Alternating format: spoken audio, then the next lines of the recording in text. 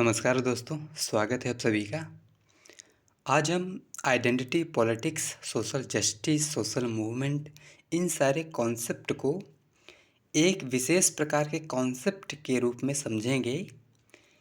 इसको हमने इसलिए ये वीडियो हम लेकर आए हैं आपके समक्ष क्योंकि इसको हम देख लेंगे, जब इसको समझ लेंगे तो इसके बाद वाले जो लेक्चर्स आएंगे सोशल जस्टिस पर, आइडेंटिटी पॉलिटिक्स पर, सोशल मूवमेंट पर, या फिर जो सिस्टम होते हैं डेमोक्रेटिक, नॉन डेमोक्रेटिक, इन सब को हम अच्छे से समझ पाएंगे।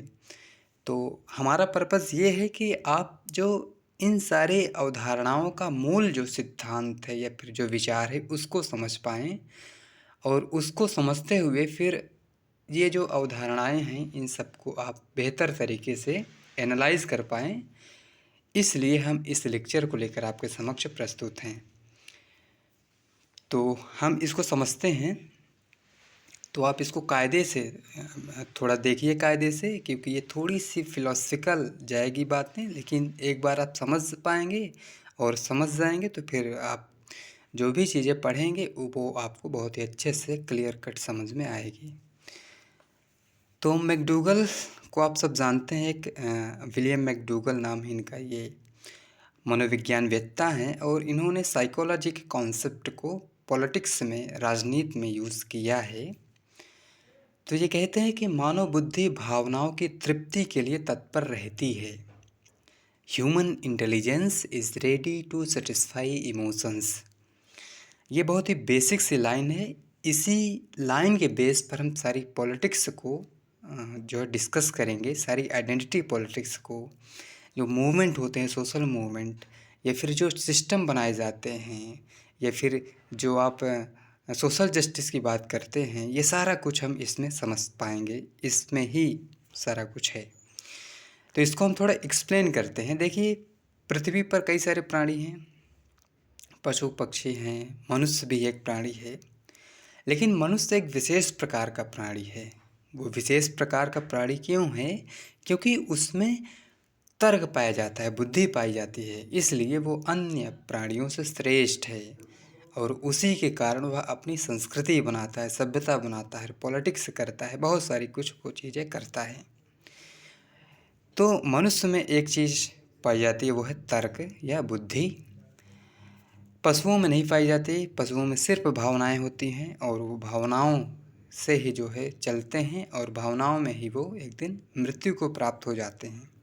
लेकिन मनुष्य में भावनाएं हैं, लेकिन भावनाओं की पूर्ति के लिए उसके पास तर्क भी है, विवेक भी है, और उसी विवेक का यूज़ करके वो अपनी भावनाओं की तृप्ति करना चाहता है। तो मैकडूगल कहते हैं कि मानव बुद्धि भावनाओं की तृप्ति के लिए तत्पर रहती है। प्रत्येक मनुष्य क्या चाहता है यार? यही चाहता है ना कि जो आपकी भावनाएं हैं वो तृप्त होती रहे, वो पूरी होती रहे। अब वो भावनाएं पूरी हो, इसके लिए आप सोचते हैं, तर्क करते हैं कि कैसे पूरी होगी। ये जो कैसे करते हैं या क्यों का जो आपके अंदर विचार आता है, ये कौन करवाता है? बुद्धि करवाती है। तो बुद्धि के माध्यम से हम सोचते हैं कि यार, तो बुद्धि के माध्यम से मनुष्य अपनी भावनाओं की तृप्ति करना चाहता है। जैसे अगर आपको किसी से प्रेम हुआ, मान लीजिए आप लड़के हैं या फिर लड़की हैं, आपको आप एक अपोजिट जेंडर से आपको प्रेम हो गया। अब उससे सिर्फ आप ही नहीं, और लोग भी कर रहे हैं। ये प्रेम क्या है? भावना है। अब और लोग भी कर रहे हैं, आप भी कर रहे हैं, तो फिर आप क्या सोचेंगे? आपकी बुद्धि बताएगी ना कि यार और लोग हैं तो कैसे हम, ये हमसे कैसे प्रेम करेगी।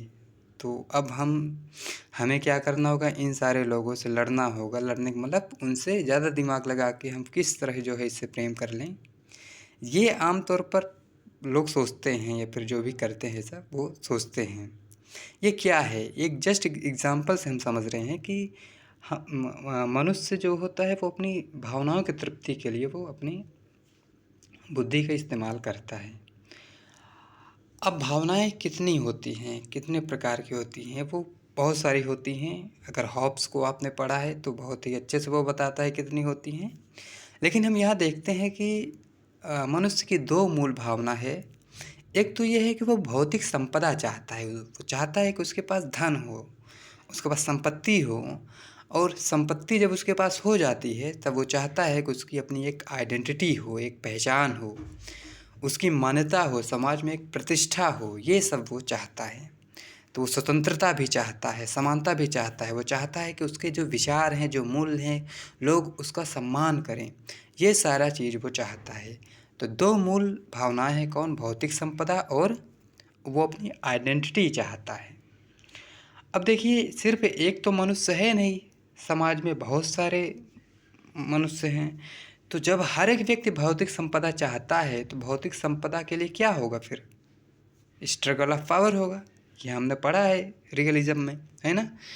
तो जब संपत्ति, अगर इतना संपत्ति है और इसमें 100 लोग हैं, तो 100 लोग जो है स्ट्रगल करेंगे कि यार कैसे हमारे पास हो जाए, क्योंकि संपत्ति मूल भावना है। संपत्ति होगी तो सब जो भी चीज़ें बेसिक ज़रूरतें पूरी हो जाएंगी, और हमारे उसके बाद, क्योंकि संपत्ति होने पर ही प्रतिष्ठा होती है समाज में और हमारे विचारों का सम्मान होता है। तो व्यक्ति चाहता है यार कि कैसे हमारे पास ज़्यादा संपत्ति हो, और इसके लिए क्या होता है फिर? स्ट्रगल ऑफ पावर होता है, यानी कि शक्ति के लिए संघर्ष होता है। अब यहाँ शक्ति क्या है? शक्ति एक अलग कॉन्सेप्ट ही है, तो उसको हम कभी समझ लेंगे। लेकिन आप ये समझिए कि यहाँ पावर का मतलब है कि इकोनॉमिक, सोशल, पॉलिटिकल, एक साइकोलॉजिकल, जो भी पावर के टाइप्स हैं, ये सब जो है व्यक्ति चाहता है। तो वो चाहता है यार उसके पास धन हो, धन की शक्ति हो, उसके पास राजनीतिक शक्ति हो, ये सारी शक्ति वो चाहता है। और क्योंकि एक व्यक्ति नहीं है, समाज में बहुत सारे हैं, तो सब चाहते हैं। तो क्या होता है फिर? स्ट्रगल होता है, संघर्ष होता है उस पावर के लिए। और फिर क्या होता है? स्ट्रगल जब सब स्ट्रगल करते हैं तो अनार्की जैसा बनने लगते हैं, अराजकता हो जाती है समाज में। जब अराजकता हो जाती है तो इस अराजकता को शांत करने के लिए क्या होता है फिर लोग, उनका तर्क ही, उनका बुद्धि ही बताती है कि यार ये अराजकता कब तक जो है चलेगी। और फिर वो क्या करते हैं कि कॉन्ट्रैक्ट करके समाज का निर्माण करते हैं, राज्य का निर्माण करते हैं। ये बात हमने ओरिजिन ऑफ द स्टेट में पढ़ के रखी है।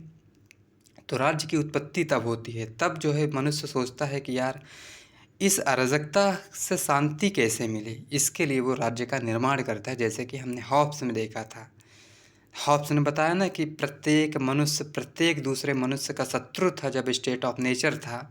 तो उससे निजात पाने के लिए जो है लोगों को बुद्धि ने बताया कि कब तक ये चलेगा, क्योंकि उसके जीवन का संकट था, जीवन को उसका जो अनुभूति या भावना है वो सबसे महत्वपूर्ण है। ऐसी बात हॉब्स कहता है। तो अपने जीवन के लिए उसने क्या किया कि फिर जो है कॉन्ट्रैक्ट किया और राज्य का निर्माण किया। तो जो राज्य है एक सिस्टम, हम समझ सकते हैं कि हाँ भाई भाई अराजकता को शांत करने के लिए हमें एक व्यवस्था चाहिए। अब ये व्यवस्था दो टाइप से निकल के आती है। एक होती है नॉन डेमोक्रेटिक। नॉन डेमोक्रेटिक अर्थात जो लोकतांत्रिक नहीं है, गैर लोकतांत्रिक जिसे हम कहते हैं। तो इसमें हम देखते हैं कि पैट्रिमोनियलिज्म होता है, bureaucratic, authoritarianism, military dictatorship, totalitarianism, fascism, monarchy, ये सारा कुछ एक सिस्टम के रूप में फिर आता है। तो अब जैसे कि हॉब्स ने मोनार्की, एब्सोल्यूट मोनार्की की बात करी, क्यों करी वो अलग तर्क देता है, उसकी बात हम अभी यहाँ नहीं कर रहे हैं। बस ये समझिए कि वो कहता है कि कोई मनुष्य स्वार्थी है, उसको स्वार्थ को कंट्रोल करने के लिए एक बड़ा, यानी कि जो मनुष्य छोटा गुंडा है, इस छोटे गुंडे को कंट्रोल करने के लिए एक बड़ा गुंडा चाहिए, और वो बड़ा गुंडा होगा स्टेट, जिसे वो लेवियाथन बोलता है। तो लेवियाथन होगा जो कंट्रोल करेगा, है ना? ऐसी बात वो करता है। तो नॉन डेमोक्रेटिक रिजीम आते हैं। तो अब देखिए नेट के सिलेबस में हमारे क्या है, पॉलिटिकल रिजीम्स हैं। तो नॉन डेमोक्रेटिक और डेमोक्रेटिक दो हैं, दोनों को हमें पढ़ना है, तो हम इन दोनों को पढ़ेंगे। तो हमने अपने कॉन्सेप्ट में ही देखिए यहाँ हमने क्या निकाल लिया, सिस्टम को, और सिस्टम में नॉन डेमोक्रेटिक और डेमोक्रेटिक दो सिस्टम को। अब दोनों को हमें पढ़ना होगा तो अलग हम पढ़ लेंगे, समझ लेंगे, ठीक है। दूसरा है डेमोक्रेटिक। डेमोक्रेटिक मतलब लोकतांत्रिक, इसके भी कई सारे टाइप्स हैं, पार्टिसिपेटरी, लिबरल, कई सारे हैं, तो हम समझेंगे। लोकतंत्र को बढ़ाने की प्रक्रिया लोकतंत्रीकरण कहलाता है, यानी कि डेमोक्रेटाइजेशन कहलाता है। तो डेमोक्रेटाइजेशन भी हमारे सिलेबस में है, तो इसको भी हम पढ़ेंगे, ठीक है। तो इसको भी हम समझेंगे। अब देखिए होता ये है कि क्योंकि आज तक जो शासन व्यवस्था है, ये शासन प्रणाली है, तो एक सिस्टम जो निकल के आया, डेमोक्रेसी ही सबसे बेहतर सिस्टम के रूप में आया है। लोकतंत्र को हम सबसे बेहतर शासन प्रणाली के रूप में जानते हैं। इसकी आलोचनाएं हैं, आलोचनाओं को छोड़ दें, फिर भी एक बेहतर व्यवस्था के रूप में लोकतंत्र है। लोकतंत्र में क्या होता है? लोकतंत्र में मिलता है सामाजिक न्याय, सोशल जस्टिस। तो जैसे जैसे डेमोक्रेटाइजेशन बढ़ता है, वैसे वैसे सोशल जस्टिस भी बढ़ता है। अब सोशल जस्टिस क्या है, इसकी बात हम कर लेंगे अलग, है ना। लेकिन इतना आप समझिए कि जो समाज के हाशियाकृत वर्ग है, जिनके साथ डिस्क्रिमिनेशन हुआ, भेदभाव हुआ, शोषण हुआ, उनके अधिकारों की बात जो ऊपर आती है, तो हम उसे सोशल जस्टिस के रूप में देखते हैं। तो हमारे यहाँ दलित जो मूवमेंट चला, दलित पॉलिटिक्स जो है, वो एक तो आइडेंटिटी पॉलिटिक्स तो है ही, लेकिन वो ज़्यादा मामला सोशल जस्टिस का है, सामाजिक न्याय का है, कि हमारे साथ इतना अन्याय हुआ समाज में, तो हमें भी न्याय चाहिए। महिलाएं हैं, उनके साथ अन्याय हुआ। एलजीबीटी जो समुदाय हैं हमारे, फिजिकली हैंडीक्राफ्ट है, चिल्ड्रेन हैं, इन सब का एक जो सोशल जस्टिस, सामाजिक न्याय के कॉन्सेप्ट के रूप में हम पढ़ते हैं। तो हम सामाजिक न्याय का अवधारणा जब लेंगे, तो हम इनमें इन सबको कवर करेंगे। साथ में जो विचारक हैं, उनको भी हम कवर करेंगे कि भाई अंबेडकर इस पर क्या बोलते हैं, सोशल जस्टिस पर गांधी का क्या व्यू है। कई सारे फिलोसफर का रेफरेंस लेकर भी हम इसे समझेंगे, ठीक है। तो अभी क्योंकि हम सिर्फ बेस बना रहे हैं, इसके आधार पर हम अलग अलग लेक्चर्स लेकर आएंगे, तो आप थोड़ा धैर्य से इसको देखिए। देखिए सोशल जस्टिस के लिए क्या होता है, क्योंकि डेमोक्रेसी एक बेहतर शासन प्रणाली है जो कहता है कि सबको एक बेहतर जीवन मिल पाएगा। तो इसमें क्या होता है, व्यक्ति तो अपनी आइडेंटिटी भी चाहता है, तो आइडेंटिटी पॉलिटिक्स होती है फिर, ठीक है। पहचान की राजनीति करते हैं लोग। अब पहचान की राजनीति के दो विचार हैं। एक वो लोग पहचान की राजनीति करते हैं जो जिनका हाशियाकरण हुआ इतिहास में, जो हाशियाकृत रहे हैं। जैसे हमारे यहाँ दलित हैं, महिलाएं हैं, अश्वेतों को ले सकते हैं अमेरिका में। ये सारे जो लोग हैं, ये हाशियाकृत रहे हैं, तो ये भी अपनी गरिमा चाहते हैं, अपनी प्रतिष्ठा चाहते हैं, समाज में समाज के संसाधनों में हिस्सा चाहते हैं, ये भी अपनी पहचान चाहते हैं, तो ये भी अपनी आइडेंटिटी पॉलिटिक्स करते हैं। दूसरा है गर्व व आत्मसम्मान की भावना से भी कुछ लोग जो है आइडेंटिटी पॉलिटिक्स करते हैं कि हम जो है सर्वश्रेष्ठ रहे हैं। जो दक्षिणपंथी होते हैं वो ऐसा करते हैं। तो हमने यहाँ थोड़ी सी जो पॉलिटिक्स होती है, लेफ्ट विंग पॉलिटिक्स और राइट विंग पॉलिटिक्स, उसको भी हमने यहाँ लिखा है। तो हाशियाकृत जितने वर्ग हैं, उनकी सारी पॉलिटिक्स लेफ्ट की होती है। वो सब क्या चाहते हैं, समाज में हमारी हिस्सेदारी हो, प्रतिष्ठा हो, हमें भी जो है बराबरी का हक हो, ये सारा कुछ वो चाहते हैं। दूसरे दक्षिणपंथी होते हैं जो चाहते हैं, जो ये कहते हैं कि हमारी जो ऐतिहासिकता रही है, हम जो है सर्वश्रेष्ठ हैं। तो ये घमंड का जो भावना है ना, तो ये जो इनमें होती है दक्षिणपंथियों में। तो अगर अपने यहाँ देखें तो जो दक्षिणपंथी के रूप में कौन होगा, एक तो कैपिटलिज्म का कॉन्सेप्ट, नेशनलिज्म का कॉन्सेप्ट जाता है। जो राष्ट्रवादी होगा वो दक्षिणपंथी होता है, जानते हैं, क्योंकि राष्ट्रवाद जो होता है वो एक नशा जैसा होता है जो लोगों को मोबिलाइज करता है, और राष्ट्रवाद के नाम पर फिर कितने लोगों के ह्यूमन राइट का वायलेशन होता है, वो आप जानते हैं। हमारे यहाँ ब्राह्मणवाद जो है, ब्राह्मणवाद की पॉलिटिक्स है, दक्षिणपंथी पॉलिटिक्स, क्योंकि वो कहते हैं कि भाई देखिए हम सर्वश्रेष्ठ हैं, और जो दलित है वो तो पैर से पैदा हुआ, शूद्र जो है ब्रह्मा का, ऐसा वो अपना कॉन्सेप्ट गढ़ते हैं। तो वो एक जो आत्मसम्मान की भावना के साथ वो ऐसे बोलते हैं। जो श्वेत हैं वो बोलते हैं ऐसा। पुरुष जो है वो बोलता है कि हम तो पुरुष हैं, महिलाएं तो कम विवेकवान होती हैं, उनमें बुद्धि ही नहीं होती, पुरुषों में ज़्यादा बुद्धि होती है। तो ये भी माइंडसेट क्या है, राइट विंग की तरफ जाता है। ये सारी पॉलिटिक्स होती है, इन सबको हमें समझना है, ठीक है। अब देखिए जो विचारधाराएं हम पढ़ते हैं, तो ये भी पॉलिटिक्स करते हैं। तो लिबरलिज्म किसका करता है? अधिकारों की राजनीति करता है। तो जो लिबरल होगा वो अपने अधिकारों को लेकर बड़ा ही अग्रेसिव रहेगा, देखेंगे तो कि मेरा ये पॉलिटिकल राइट है, नेचुरल राइट है, ये सारे अधिकार मेरे हैं, और उसकी पॉलिटिक्स वो करता है। जो कंजर्वेटिव होता है, रूढ़िवादी होता है, वो परंपराओं की राजनीति करता है, राष्ट्र की राजनीति करता है। जैसे जो जो राइट विंग के लोग होते हैं वो करते हैं इसकी पॉलिटिक्स, राष्ट्र की राजनीति, परंपराओं की राजनीति। और जो सोशलिज्म है, मार्क्सिज्म वर्ग की राजनीति करता है, धनवान वर्ग, निर्धन वर्ग, ऐसा करके वो राजनीति करते हैं। तो हैव्स नॉट, इस तरह के कॉन्सेप्ट ये देते हैं। अब देखिए, ये सब एक आइडियोलॉजी है, इसको हमें समझना है, लेकिन इसमें हम नहीं समझेंगे, इसके बाद वाले लेक्चर में हम समझेंगे। इसमें हम सिर्फ एक खाका तैयार कर रहे हैं कि आप सारी चीज़ें समझ पाएँ एक ही लेक्चर में।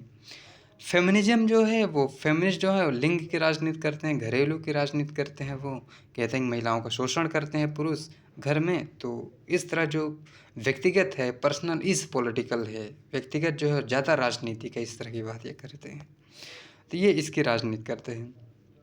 जो इकोलॉजिस्ट होता है वो प्रकृति की राजनीति करता है, पर्यावरण की राजनीति करता है, इन सब की पॉलिटिक्स वो करते हैं। और जो मल्टीकल्चरलिस्ट होगा अब वो संस्कृति की राजनीति करेगा कि हमारी अपनी संस्कृति है, उसकी गरिमा है, इस तरह की बात वो करता है। अब देखिए, जो हम ये समझे अभी कि सोशल जस्टिस, डेमोक्रेसी मिलता है और सोशल जस्टिस के लिए मूवमेंट होते हैं, दलित मूवमेंट, ये सारा, तो सोशल मूवमेंट भी होता है फिर किसके लिए? तो सोशल मूवमेंट होता है अपने सम्मान के लिए, समाज में हिस्सेदारी के लिए, इन सब के लिए, समाज में बदलाव के लिए जो है सोशल मूवमेंट होता है। तो फिर सोशल मूवमेंट को भी हम इसमें समझते हैं।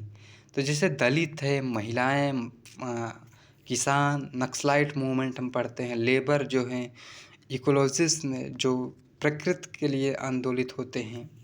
तो कई सारे सोशल मूवमेंट भी होते हैं। सोशल मूवमेंट के दो रूप हो सकते हैं। एक तो ये होता है कि समाज में कुछ नया बदलाव चाहिए, तो उसके लिए मूवमेंट होता है, और एक होता है कि समाज में बदलाव को रोकने के लिए मूवमेंट चलाया जाता है।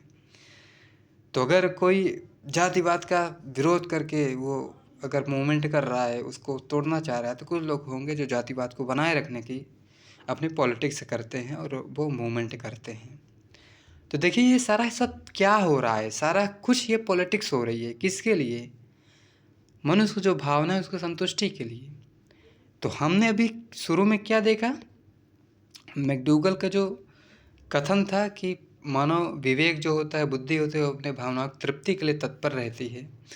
तो जो लेफ्ट विंग पॉलिटिक्स को होते हैं, राइट विंग पॉलिटिक्स, दोनों की भावनाएं हैं, दोनों चाहते हैं सेटिस्फाई हो मेरी भावनाएं, दोनों पॉलिटिक्स करते हैं, आइडेंटिटी पॉलिटिक्स करते हैं, सोशल मूवमेंट करते हैं, सोशल जस्टिस की बात करते हैं। ये सारा कुछ कहाँ होता है? डेमोक्रेटिक फॉर्म ऑफ गवर्नमेंट में, लोकतांत्रिक व्यवस्था में ये होता है दोनों। अभी तो हम इसको समझ रहे हैं, इसके बाद अगर हम समझेंगे तो फ्रांसिस फुकुयामा के एक लेख है जो एंड ऑफ हिस्ट्री, उसको पढ़ेंगे तो वो तो कहता है ना कि लिबरलिज्म में क्या है, डेमोक्रेसी होती है, और डेमोक्रेसी में ही जो है दोनों भावनाएं मनुष्य की पूर्ण हो पाती हैं।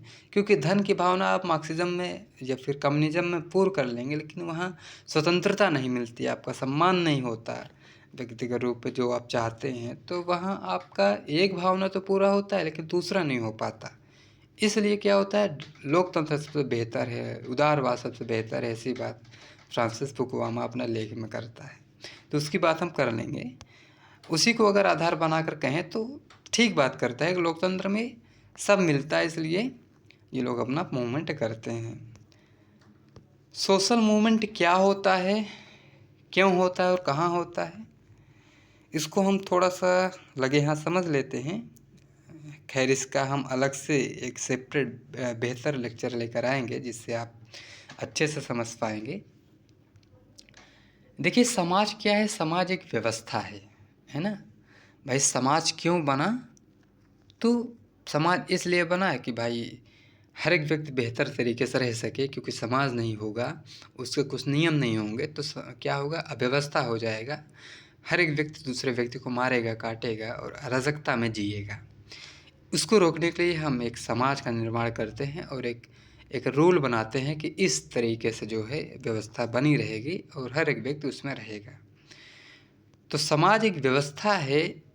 इस व्यवस्था के लिए दो दृष्टिकोण समाजशास्त्र में देखने को मिलते हैं। एक है फंक्शनलिज्म, जिसे हम प्रकार्यवाद कहते हैं। ये लोग कहते हैं समाज व्यवस्था है तो कैसी व्यवस्था है, तो ये कहते हैं समाज सहमत पर आधारित व्यवस्था है। अर्थात समाज का हर एक जो सदस्य होता है वो समाज के नियम परंपराओं से सहमत होता है। वो सहमत के द्वारा जो है समाज का निर्माण करता है और व्यवस्थित जीवन जीता है। वहीं दूसरा दृष्टिकोण कॉन्फ्लिक्ट अप्रोच का है और ये लोग कहते हैं कि नहीं, समाज सहमत पर आधारित व्यवस्था नहीं है, ये शोषण और दमन पर टिकी व्यवस्था है।